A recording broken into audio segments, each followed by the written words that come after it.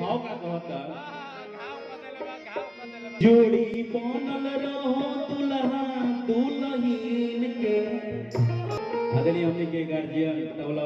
नाल पे तबला पर भैया का प्रणाम करते हैं। पहली बार संगत होती है सुशील भी तो पहली बार रोज बनी भैया कि जोड़ी बनल रहो दुल्हा दुल्हीन के इस समधि समधीन के जोड़ी बनल रहो दुल्हा दुल्हीन के इस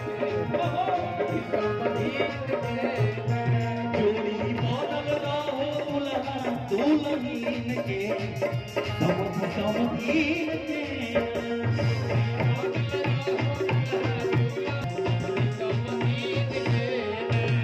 समधि समधीन के हो समधि समधीन के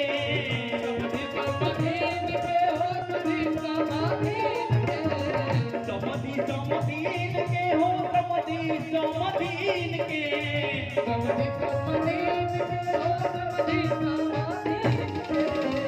ये जोड़ी बनल रहो दुल्हा